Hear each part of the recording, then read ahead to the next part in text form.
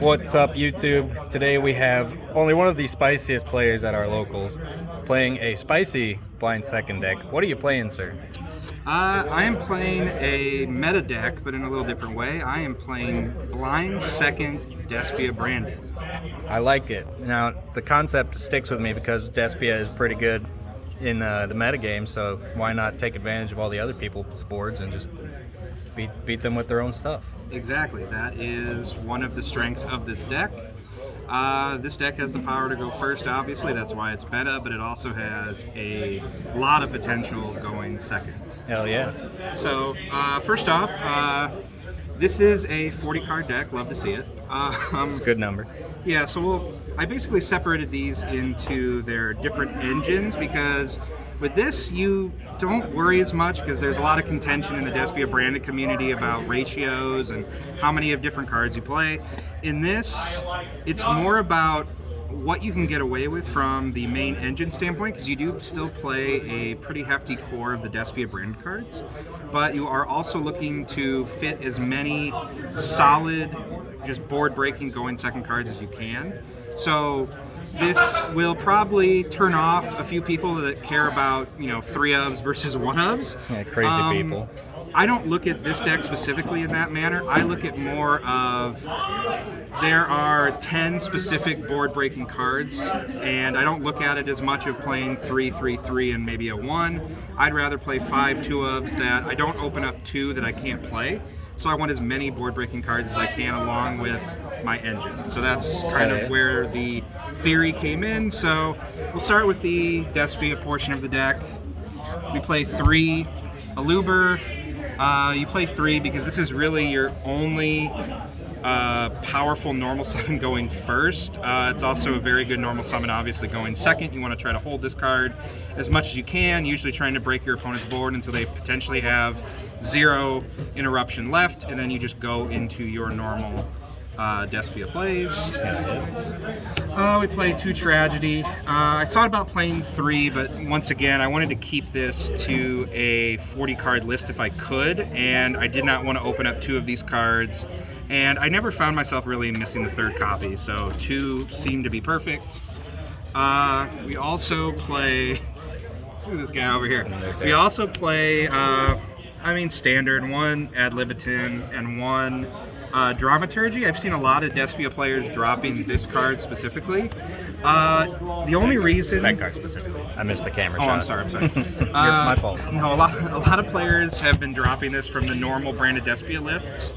The only reason you play it in the going second list is obviously its ability to special summon itself and get an extra 3k body on the field when you're trying to not only break your opponent's board, but potentially OTK them. You don't have to OTK. This is one of the rare going second decks you don't have to OTK, but it's always good to OTK. Oh, always. So, exactly, going second deck. So, this card just can give you an extra 3k body, and it makes it easier to OTK your opponent. So, we do keep this card in the deck, along with, of course, still probably the best card in the deck. Branded Fusion.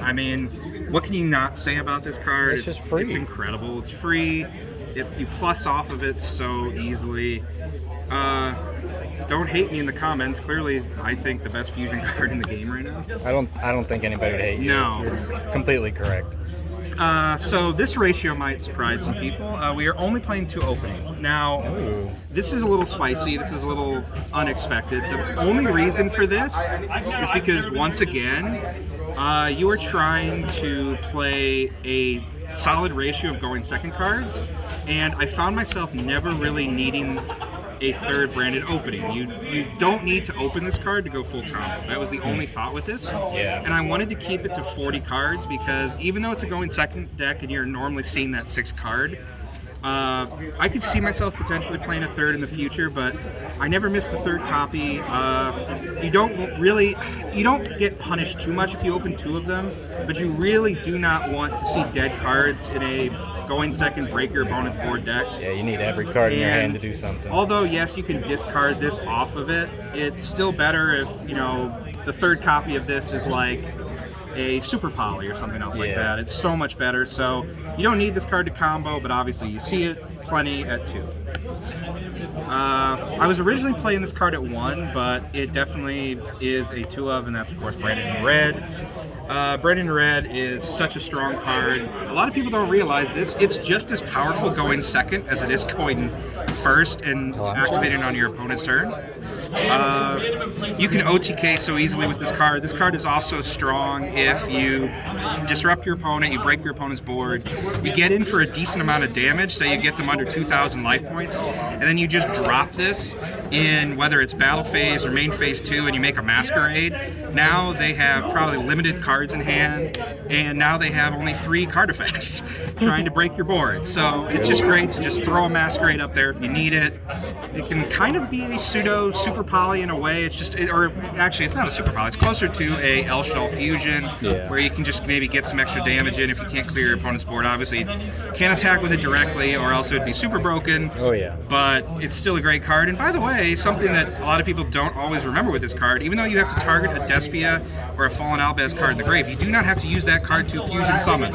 So it also has the utility if you're looking to potentially get a follow-up, you can add an Aluber back to your hand for a following turn or whatever you need. So this card is actually, it's really powerful. Okay, this is, I would say this is spicy. I don't know many Despia branded decks that play this card, but when you're going second, we play a Sword Soul card, boys. We play a little card called Incredible Ecclesia. So it's not a Sword Soul card. It is card. not a Sword Soul card. This card can summon a Sword Soul or Fallen of Albaz. So, and it doesn't take up your normal summon. And it does not take up your normal summon since you're going second. Yeah. And we also play the normal 2 Fallen of Albaz. I was playing 3 at one point, but again, if you open double of this, you can kind of clog your hand. And basically, when you play the 2 Ecclesia, you're already playing 4 copies of the card, so you see it plenty of times. Yeah. And again, you want to fit in a decent ratio of going second cards.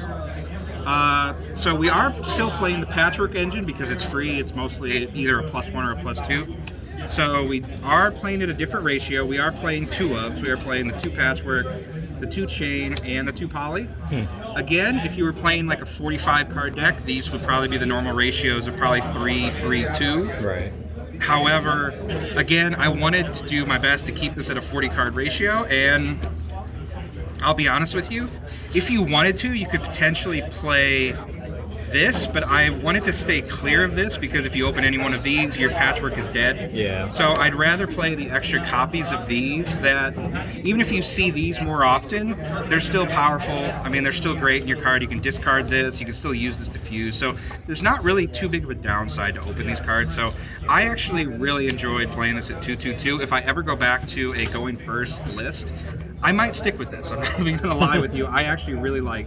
Well, don't be giving people free hints. Exactly, right? I got to be careful with this. Okay, technically a spicy card. I mean, a lot of people had this idea when the structure deck came out, but we do play a Dark Magician. A Dark Magician. And a fancy Dark Magician. One Dark Magician. So we do play the Dark Magician. So this is the extra spicy part about playing this deck to go second, because one of your key either OTK enablers or one of your board breaking cards that also effectively is an OTK, because what you're doing is you're setting up a difficult card for most decks to out when they come back to their turn, is you can make Dragoon, as most people know.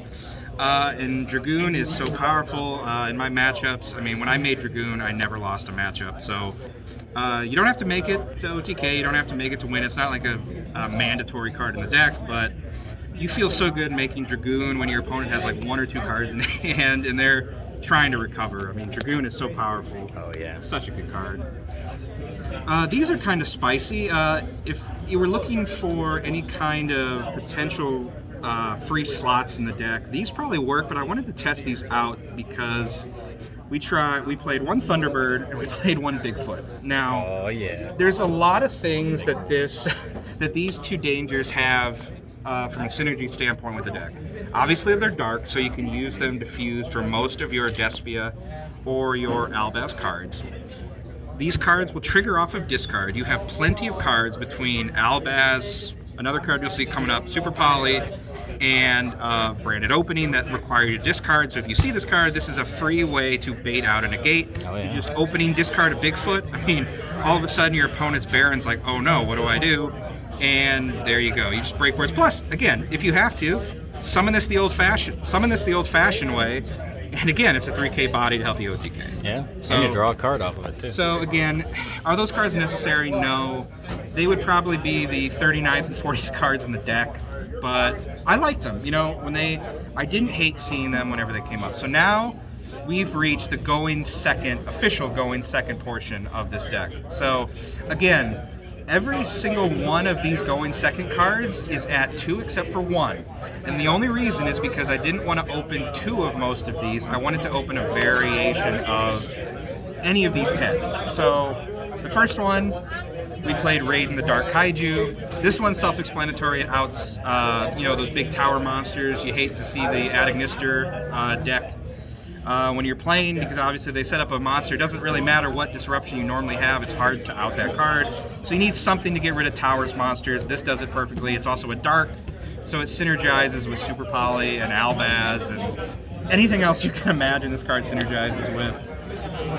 Here is, I guess, I would say the extra spicy stuff that, again, there's a theme to this. We played 2 Alpha. Now, Alpha, once again, does 2 things in this deck.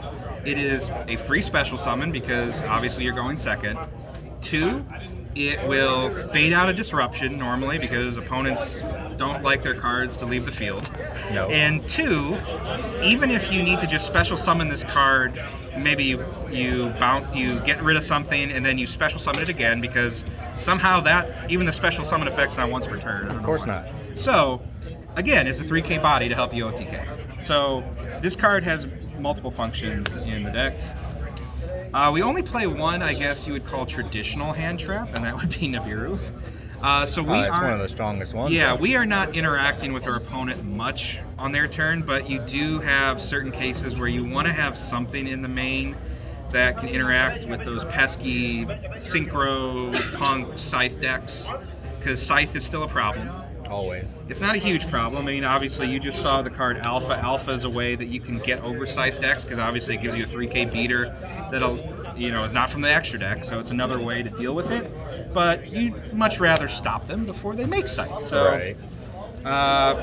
Nibiru is always good. Now, the only 3 from a going second standpoint we play, the MVP of the Thursday box tournament. Look at these beauties right here. Raigeki. 3 Raigeki.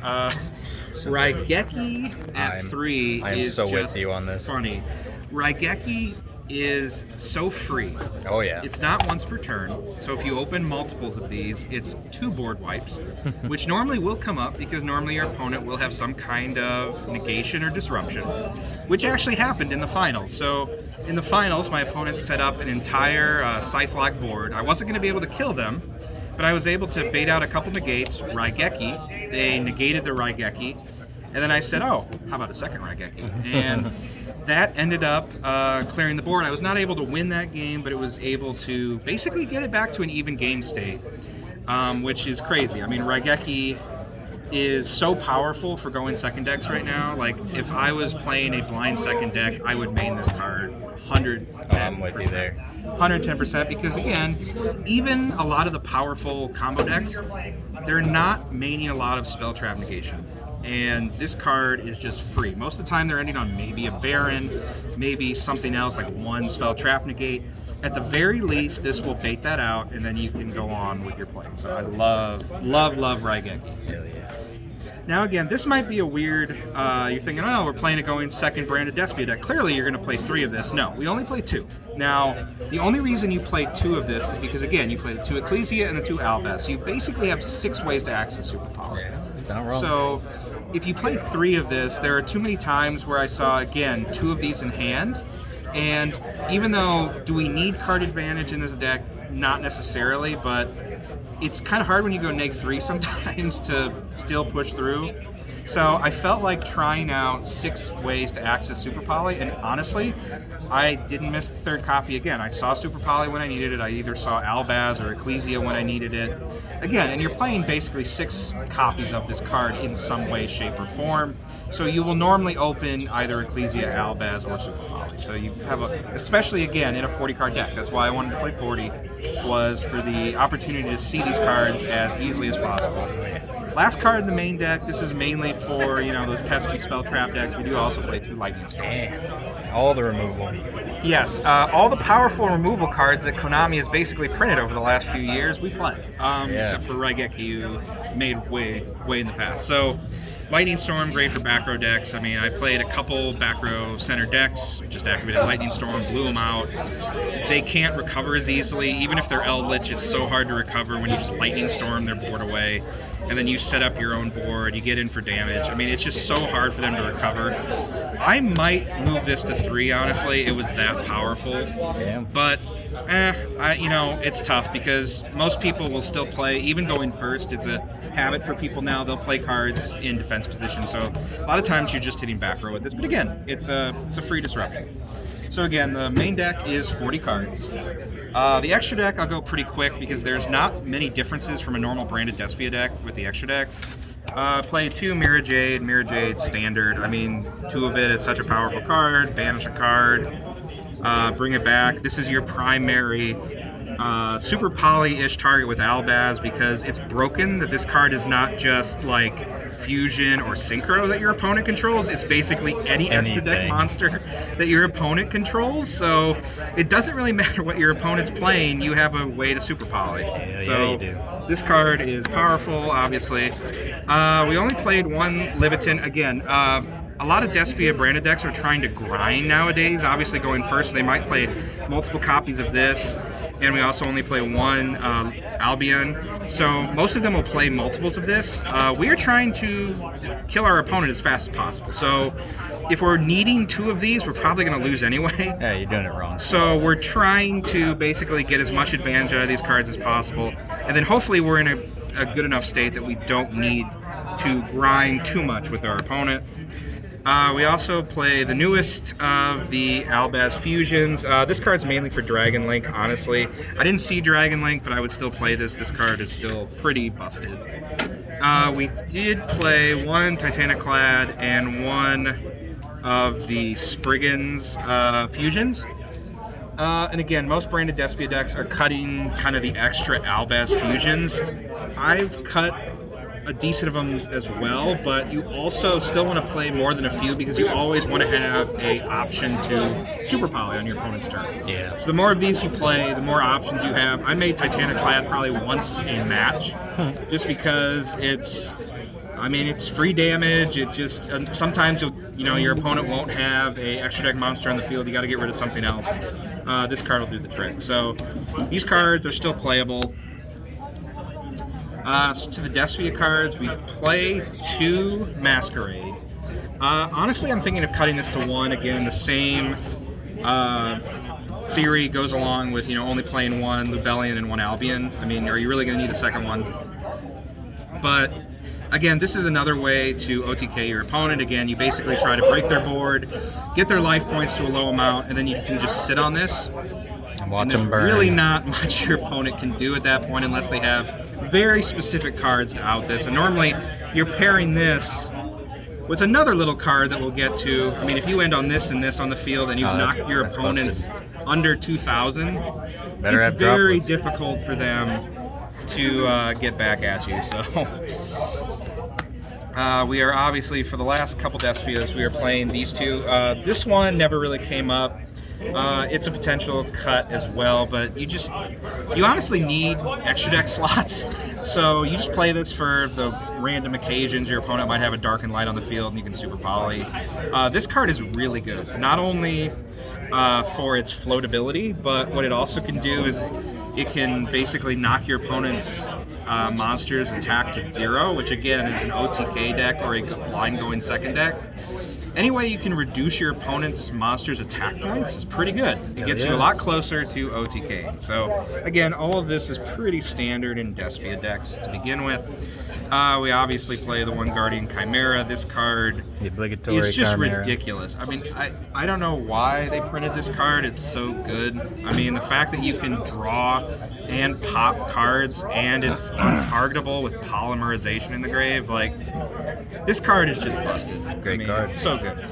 We also play 2 Super Poly targets. We play the regular Predaplant that most decks play, but we also do play Starving Venom. Again, Yeah. you want as many ways to be able to Super Poly your opponent as possible. So these are kind of the tried and true when when Super Poly is popular. So Always.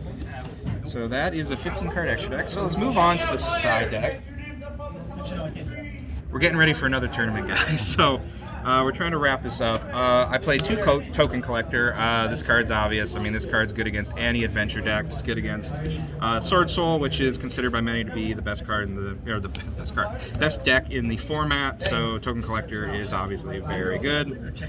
I didn't side this in, but I do play the Zombie World Banshee package. Oh, you gotta have it. This is mainly if you're going first, or this is really mainly for going first if you're playing a deck like Flunder, which you just can't afford to go second sometimes against Flunder, because sometimes they'll set up their little barrier statue, and I mean, it doesn't matter what. Yeah, it doesn't matter really what you have in your hand.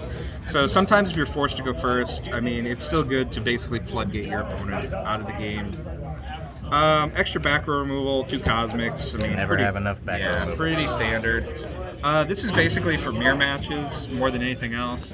Cross out. I mean, I play a Despia deck. I already have the advantage going second. Most branded Despia players might not agree with that, but I do, where I just have so many ways to interact with their board going second. Plus I can add this in. It's just broken. I mean, this card is so good in the mirror match. You can hit their Branded in Red. Oh. Or Branded Fusion. Branded Red, Branded Fusion. Yeah. It's basically GG at that point. To the traps, again going first, we do play There Can Only Be One. This is mainly for, it hits decks like Eldritch, but it mainly is for Flunder again. Yeah. Flunder, I would say, is the worst matchup for a blind second Despia deck, because any blind second deck knows the trials and tribulations going up against the Flunder deck. So a lot of this side deck is kind of geared towards that. We do still play other going second cards like Evenly Matched. I mean, Evenly Matched. So strong. It's strong whether you're facing a bunch of monsters, a bunch of negates, or you're facing a ton of back row. I mean, this card is just busted. And the last card, again, predicated more for the mirror match with Sword Soul. We do have Dimensional Barrier. Again, this is also good for the Punk matchup. Very strong card. Yeah, that is 15 side deck cards. I wouldn't change much in this deck. It could be matchup reliant, but honestly, if you were going to a regional and you weren't sure of a deck to play, given the fact that so many decks are playing, or so many people are playing, either Punk Synchro decks, Sword Soul decks, or even branded Despia decks still, the fact that you can kind of prepare for those matchups and go second, I feel like this is a very cool, different meta call for a potential regional or YCS event. You'll catch a lot of people off guard. Your opponents will definitely not see it coming. So I want to thank Luke. Luke's got an incredible YouTube channel. You guys should subscribe. I love this segment about going second decks. Going second decks are so underrated. I got to get back in. Look at this guy over There's here. Johnny. He'll never play going second deck in his life, probably. The spiciest player with the spiciest decks. Look at this guy over here. I take offense to that. He's not wrong. He's not wrong. And also shout out to David Sierra and Kyle Looney, aka the Island Boys. They kind of went through deck theory with me, and they've always been there when I've had a random deck profile for them to check out. So thanks, guys. Again, subscribe to this channel. It's an amazing channel. Get this guy to. You know what? We're not gonna play it safe. Get this guy to 100,000 subscribers. Oh Jesus, 100,000. Just do it. Yeah, Find a way to just do it. Be like Shia LaBeouf and just do it. Just do it. You heard it here. Yes. All right, man. Thank you for having me on this channel. I appreciate it. Thanks a bunch.